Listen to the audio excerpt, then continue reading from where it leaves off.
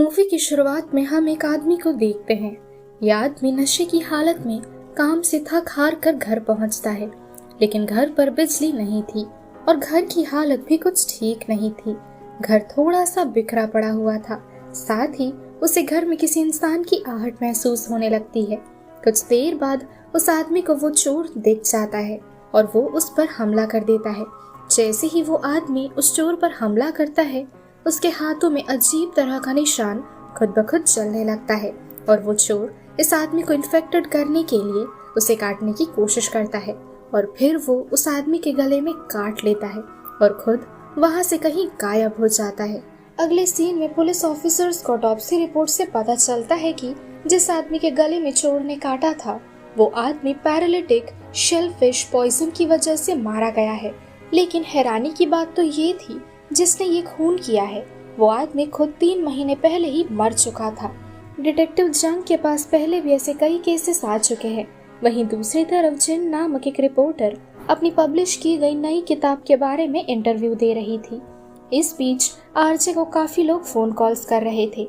इनमें से एक आदमी जिन से कहने लगता है कि जिस केस के बारे में पुलिस फिलहाल इन्वेस्टिगेट कर रही है, उस केस का कातिल वो खुद है और वो जिन से अपना इंटरव्यू करवाना चाहता है। ठीक तभी वो जिन के फोन पर एक एड्रेस भेजता है जहां वो उससे मिलना चाहता था। इस कॉल के बाद जिन अपने ऑफिस में जाती है, जहां पहले से ही उसके स्टाफ मेंबर्स इस आदमी के बारे में बातें कर रहे थे। इस दौरान जिन की मुलाकात जैसी और उसकी पार्टनर किम से होती है। किम इस केस से जुड़ी हर पहेली को समझना चाहता था। साथ ही वो बताता है कि विक्टिम फार्मास्यूटिकल कंपनी में काम करता था, लेकिन उसका कोई दुश्मन नहीं था जो उसकी जान ले सके। साथ ही पता चला है कि खूनी की 3 महीने पहले ही मौत हो चुकी है। इस बीच वो दोनों विक्टिम और किलर की कुछ तस्वीर देखने लगते हैं। खूनी की कलाई पर एक तरह का टैटू बना हुआ था। ये टैटू जादू टोना करने की निशानी थी। कुछ देर बाद जंग जिन से मिलने के लिए आते हैं।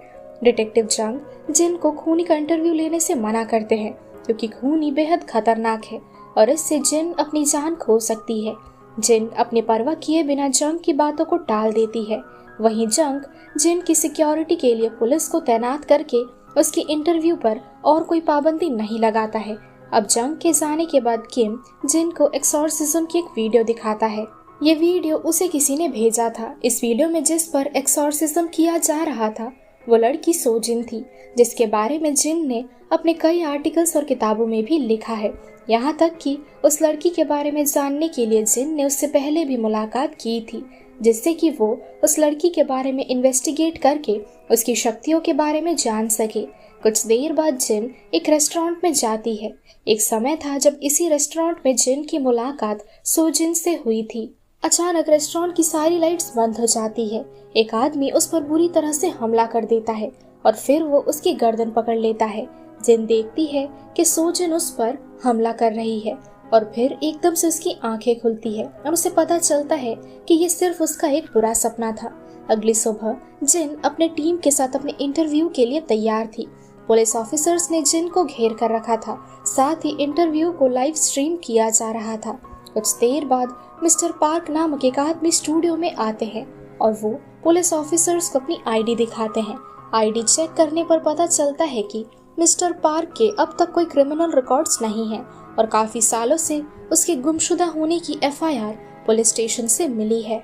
अब इंटरव्यू शुरू किया जाता है। मिस्टर पार्क बताते हैं कि उसने काफी डेड बॉडीज पर एक्सॉर्सिज्म करके उन्हें मैनिपुलेट किया है, जिसकी वजह से विक्टिम को मारा गया था और अब भी कई डेड बॉडीज फार्मास्यूटिकल कंपनी के लोगों को मारने के लिए निकल चुके हैं।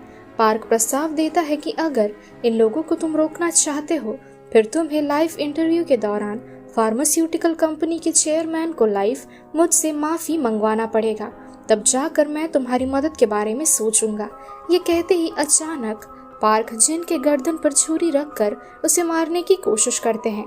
ये सारी फुटेज जैसी लाइव स्ट्रीम कर रही थी, इसलिए पार्क जिन को लिफ्ट के भीतर ले जाकर मारने की कोशिश करता है। जिन को बचाने के लिए डिटेक्टिव जंग जैसे तैसे लिफ्ट के अंदर घुस जाते हैं और फिर जंग और पार्क के बीच लड़ाई हो जाती है। लेकिन पार्क जंग को इतनी बुरी तरह से मार रहा था कि जंग की हालत खराब हो चुकी थी। इधर बाकी सभी स्टाफ मेंबर सीढ़ियों से नीचे जाकर पार्क को घेर लेते हैं। इस दौरान जिन पार्क की कलाई पर वो अजीब तरह का निशान देखती है और वो समझ पाती है कि ये आदमी असली किलर नहीं है, बल्कि ये खुद भी एक डेड बॉडी है जो कि एक ज़ॉम्बी बन चुका है और असल कातिल ने पार्क का इस्तेमाल करके सभी तक अपना मैसेज पहुंचाया है। ठीक तभी पार्क की बॉडी चूर चूर हो जाती है। कुछ देर बाद लाइव इंटरव्यू देखने के बाद फार्मास्यूटिकल कंपनी के बोर्ड मेंबर्स काफी डरे हुए थे, क्योंकि अब उनकी बारी थी। डायरेक्टर, चेयरमैन और सीईओ किलर का अगला शिकार थे, इसलिए वो तीनों काफी घबराए हुए थे। चेयरमैन को शुगर की बेहद तकलीफ थी। इस वजह से चेयरमैन की बेटी मी अपने पिता के पक्ष में मीटिंग करने के लिए आई हुई थी। मी अपने पिता को इन सब मामलों में घसीटने से मना करती है, क्योंकि उसके पिता की तबीयत बेहद खराब थी। मीटिंग के अंत में ये फैसला लिया जाता है कि सभी को ज्यादा से ज्यादा बॉडीगार्ड्स दिए जाएंगे, साथ ही पुलिस फोर्स अपना काम करेगी जिससे कि सभी लोग बच सके। कुछ देर बाद डिटेक्टिव जंक अपनी टीम के साथ बोर्ड मेंबर्स से पूछताछ कर रहे थे। मी बताती है पार्क नामक एक आदमी उनकी कंपनी में काम करता था, लेकिन एक दिन वो एकदम से कहीं गायब हो गया और जब पार्क इस कंपनी का हिस्सा था तब फार्मास्यूटिकल कंपनी दूसरी जगह पर थी और आज वो जगह पूरी तरह से कबाड़ खाना बन चुका है। इसलिए मी पार्क के बारे में डिटेक्टिव को ज्यादा इन्फॉर्मेशन नहीं दे पाती है। आखिर में डिटेक्टिव पूछते हैं कि पार्क चेयरमैन को किस बात को लेकर माफी मांगने के लिए कह रहा था। ये सुनते ही मी अजीब से झिझक के साथ कहने लगती है, आप अपना काम कीजिए, पर्सनल मामलों में दखल देने की गलती मत कीजिए, वरना आप सभी के साथ भी काफी बुरा होगा। अब अगले सीन में डिटेक्टिव एक प्रोफेसर से मिलते हैं जो पैरानॉर्मल विषय पर स्टडी करते थे। प्रोफेसर बताते हैं कि ज़ॉम्बी की कलाई पर जो निशान है ये सिर्फ और सिर्फ इंडोनेशिया में बनाया जाता है। साथ ही ये निशान सिर्फ शेमन यानी ओझा, जिन्हें इंडोनेशिया में डॉक्टर्स का दर्जा दिया जाता है, उनके हाथों में भी ऐसा निशान बना होता है जो किसी भी इंसान के शरीर को मैनिपुलेट करके उनसे कुछ भी करवा सकती है। और अब तक जितने भी ज़ॉम्बीज चूर चूर होकर मर गए हैं उन सभी के अंदर शेमन का खून और ऐसे कई केमिकल्स दिए गए हैं, जिस वजह से वो सभी ज़ॉम्बीज बनकर बिखर जाते हैं। अब शाम के दौरान जिन को किम से पता चलता है कि जो शहर का सबसे पहला ज़ॉम्बी बना था वो आदमी लगभग 5 साल से गायब है और इस शहर में वो फेक पासपोर्ट की मदद से आ गया था। उस आदमी ने ज़ॉम्बी की फेक पासपोर्ट बनाने में उसकी मदद की थी। ऑफिसर किम उस आदमी से पूछताछ करने के लिए जेल में जाते हैं, जो कि इल्लीगल काम करने की वजह से वो काफी सालों से जेल में बंद था। वो आदमी बताता है कि ज़ॉम्बी पहले सिंगल फार्मास्यूटिकल कंपनी में काम करता था और 6 महीने पहले फार्मास्यूटिकल कंपनी कुछ एक्सपेरिमेंट करने के लिए काफी लोगों को छिपा कर उन पर टेस्ट किया करती थी। जितने भी लोगों पर ये एक्सपेरिमेंट होता था वो सभी ग्रे रंग की हुडी पहने होते थे और उनकी हुडी पर उनका नाम लिखा होता था।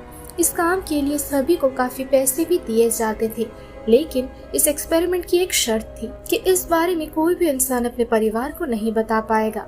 लगभग 1 महीने के अंदर इस एक्सपेरिमेंट को करने के बाद 100 से भी ज्यादा लोग मारे गए थे। वहीं दूसरी तरफ बोर्ड मेंबर्स के लिए बॉडीगार्ड्स तैनात करे जाते हैं। फार्मास्यूटिकल कंपनी के बाहर मीडिया की लाइन लगी पड़ी थी। इस दौरान वहां ग्रे रंग की हुडी पहना हुआ एक आदमी अंदर घुसने की कोशिश कर रहा था। एक एक करके वो सभी पर भारी पड़ रहा था और फिर अचानक से उसके साथी भी सामने चले आते हैं। ये सभी ज़ॉम्बीज बड़ी आसानी से गार्ड्स को मारकर अंदर घुस जाते हैं। डायरेक्टर और सीईओ जल्द से जल्द अपने ऑफिस से भागने लगते हैं। वहीं डिटेक्टिव जंक ज़ॉम्बीज का ध्यान भटकाने लगता है और इनमें से कुछ ज़ॉम्बीज अब भी उसका पीछा कर रहे थे। ज़ॉम्बीज पर नजर रखने के लिए जिन अब भी लाइव स्ट्रीमिंग कर रही थी। जैसे तैसे डायरेक्टर और सीईओ को बचाकर ले जाया जा रहा था, लेकिन एकदम से ज़ॉम्बी सभी पैसेंजर्स और उनकी गाड़ियों पर कूदने लगते हैं और फिर वो लोग डायरेक्टर को पकड़कर घसीटते हुए उसे अपने साथ ले जाकर उसकी जान ले लेते हैं। इस हाथापाई में डिटेक्टिव जंक इन्फेक्टेड हो जाते हैं। वहीं एकदम से सभी ज़ॉम्बी मिट्टी की तरह चूर चूर हो जाते हैं। डिटेक्टिव जंक को हॉस्पिटल में क्वारंटाइन में रखा जाता है और उनकी ट्रीटमेंट चल रही थी। अगले सीन में सीईओ चेयरमैन से मिलकर उसे लाइफ किलर से माफी मांगने के लिए कहते हैं। चेयरमैन कहता है कि वो अपनी बेटी से पूछकर ही कोई फैसला लेगा, क्योंकि उसके बाद इस कंपनी की चेयरमैन तो मी ही बनेगी। सीईओ घर से जाने लगते हैं। ठीक तभी मी घर पर पहुंचती है। जाते जाते सीईओ मी से कहते हैं, तुम्हारी वजह से इस कंपनी ने उन लोगों पर एक्सपेरिमेंट किया था और ये सपना तुम्हारा और तुम्हारे पिता यानी चेयरमैन का था। अब तुम दोनों की वजह से हमें इतनी मुसीबतों का सामना करना पड़ रहा है।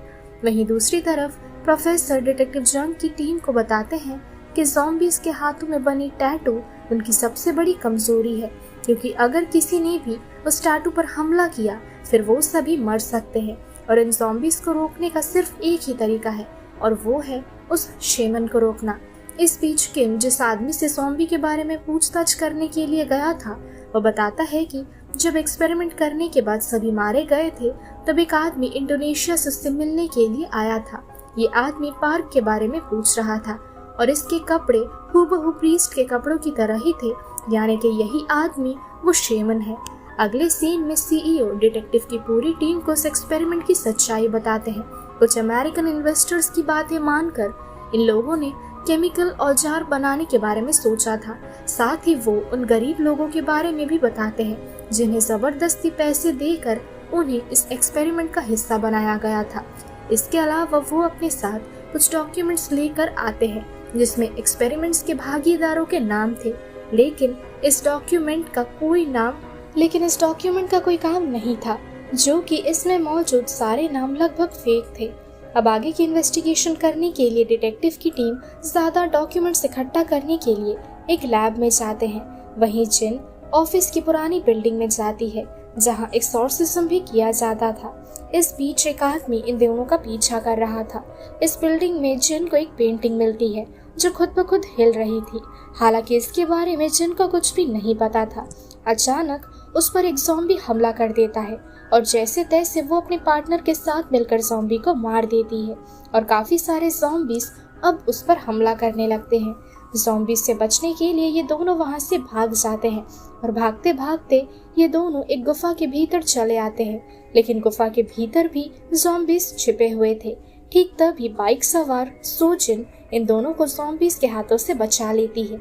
एक एक करके वो अपनी शक्तियों से काफी ज़ॉम्बीज से लड़ती है और फिर वो ज़ॉम्बीज की कमजोरी का फायदा उठाकर सारे ज़ॉम्बीज को एक एक करके खत्म करने लगती है। सोजिन उन दोनों को एक कमरे के बाहर ले जाती है और फिर वो एक अदृश्य स्पेल बनाती है जिससे कि ये लोग सेफ रहे। अब काफी देर तक ज़ॉम्बीज से लड़ने के बाद सोजिन और जिन फाइनली एक दूसरे को गले लगा लेते हैं। अगली सुबह सोजिन जिन को बताती है कि इतने महीनों तक वो जापान में थी। एक प्रीस्ट के माध्यम से उसने कई जादुई शक्तियों को सीखा है और कैसे अपने जादू पर काबू रखते हैं ये भी उसने प्रीस्ट से सीखा है। ठीक तब एक ऑफिसर बताते हैं कि लाइव इंटरव्यू के दौरान चेयरमैन किलर से माफी मांगेंगे और अपनी गलतियों के बारे में वो सभी के सामने कन्फेस करेंगे। ये सुनते ही जिन फौरन इंटरव्यू के लिए सियोंगिल फार्मास्यूटिकल कंपनी में जाती है, जैसे दोबारा से कैमरा पर सारी चीजें रिकॉर्ड कर रही थी। चेयरमैन आम जनता से अपनी करतूतों के लिए माफी मांगते हैं, लेकिन किलर ने चेयरमैन को उससे और किलर के परिवार से माफी मांगने के लिए कहा था। जिन ये बातें चेयरमैन को समझाने लगती है। मी भी अपने पिता को जिन के कहे मुताबिक माफी मांगने के लिए कहती है, लेकिन चेयरमैन की सॉरी सुनकर ऐसा लग रहा था जैसे कि वो सॉरी नहीं बोल रहे हैं बल्कि एटीट्यूड दिखा रहे हैं। इस तरह की एटीट्यूड भरी अपॉलॉजी वीडियो जिन पोस्ट करने से मना कर देती है और इस बात को लेकर मी, चेयरमैन और जिन के बीच लड़ाई हो जाती है। वहीं दूसरी तरफ सोजिन प्रोफेसर और उनकी टीम के साथ पुरानी ऑफिस बिल्डिंग में गई हुई थी। सोजिन दोबारा से उस पेंटिंग को गौर से देखती है। पेंटिंग के ठीक नीचे रेत से कुछ लिखा हुआ था, जिसे मिटाते ही पेंटिंग भी खुद ब खुद मिट जाती है। ये पेंटिंग सिर्फ एक वहम था, साथ ही ये कमरा भी काफी बड़ा था। इस कमरे के अंदर जाते ही इन लोगों को एक दूसरा कमरा दिखता है जिसके आसपास काफी सारे जादुई स्पेल बने हुए थे। कमरे का दरवाजा खोलते ही एक अजीब तरह की लाइट इन तीनों पर पड़ती है और ये तीनों नीचे गिर जाते हैं। जैसे ही लाइट्स अंधेरे में बदलती है, ठीक तभी हम शेमन को देखते हैं जो अब तक इस ऑफिस बिल्डिंग में छिपे हुए थे। खुद को बचाने के लिए शेमन सोजिन पर ज़ॉम्बीज से हमला करवाता है, लेकिन सोजिन को ज़ॉम्बीज की कमजोरी के बारे में पता था, इसलिए वो बड़ी आसानी से सबसे लड़ पाती है। इधर किम को शेमन से पता चलता है कि जैसी भी एक ज़ॉम्बी है जिसे अब तक चेयरमैन की अपॉलॉजी वीडियो शूट करने के लिए भेजा गया था। इस बारे में किम जिन को फौरन इन्फॉर्म कर देता है। दूसरी तरफ जेसी वीडियो रिकॉर्ड कर रही थी, लेकिन अब भी वीडियो में काफी कमी थी। और चेयरमैन के अंदर का एटीट्यूड भाव बदल ही नहीं रहा था। इसलिए जेसी अपना टैटू सभी को दिखाती है और फिर वो सब पर हमला करने लगती है। मी अपने पिता चेयरमैन को लेकर भागने लगती है, लेकिन जेसी उन लोगों का पीछा करती है। उसने चेयरमैन को काफी बुरी तरह से अपने जाल में फंसा लिया था। इधर सोजिन अपनी शक्तियों का इस्तेमाल करके शेमन को मार डालती है। शेमन की मौत की वजह से जेसी भी खुद ब खुद मारी जाती है। कुछ देर बाद मी अपने पिता के कमरे में जाती है। सभी बॉडीगार्ड्स बेहोश पड़े हुए थे। मौके का फायदा उठाकर मी अपने पिता को जान से मार देती है, जो कि उसका कहना था अब मी को कंपनी संभालनी चाहिए। मी के पिता अच्छे से समझ चुके थे कि मी हमेशा से ही अपनी बाप की मौत चाहती थी और फिर वो अपने पिता के मौत पर नाटक करते हुए रोने लगती है। सोजिन अपने लोगों को लेकर उस कमरे में पहुंचती है और वो मी को नाटक करने से मना करती है, क्योंकि वो लोग पहले से ही उसकी सच्चाई के बारे में जानते थे, जो कि मी के पिता के गले में इंटरव्यू से पहले एक माइक्रोफोन लगाया गया था, जिसके बारे में मी को कुछ भी नहीं पता था। अब पुलिस मी को गिरफ्तार करके ले जाती है। वहीं जिन सोजिन के साथ डिटेक्टिव जंग को देखने के लिए हॉस्पिटल में जाती है। डिटेक्टिव जंग अब पहले से बेहतर थे, जो कि शेमन अब मर चुका था और उसकी फैलाई गई केमिकल भी उसी के साथ चली गई। लेकिन सबूत की कमी की वजह से मी को 3 महीने के अंदर ही जेल से छोड़ दिया जाता है। और फिर एक दिन सोजिन और जिन मिलकर मी को अपनी गलतियों को स्वीकारने के लिए कहते हैं, लेकिन मी अपनी गलती से मुकर जाती है। वहीं दूसरी तरफ एक आदमी शराब के नशे में काम से थक हार कर घर जा रहा था। इस बीच किसी आदमी को अजीबोगरीब तरह के जादुई सेल बनाते हुए देखता है, जिसके बाद वो अपनी जिंदगी और बेहतर करने के लिए उस आदमी से मदद मांगता है और ये मूवी यही खत्म हो जाती है। सो दोस्तों, यही थी आज की हमारी मूवी एक्सप्लेनेशन द कर्स्ड। ये मूवी आप सभी को कैसी लगी कमेंट सेक्शन में मुझे ज़रूर बताइए। साथ ही अगर आपको वीडियो पसंद आई हो तो वीडियो को लाइक कीजिए, जितना हो सके वीडियो को शेयर करिए और अगर आप चैनल पर नए हो तो चैनल को सब्सक्राइब करना भी ना भूलें। सो मिलती हूँ हमारे अगले वीडियो पर, तब तक के लिए स्टे सेफ, शब्बा खैर।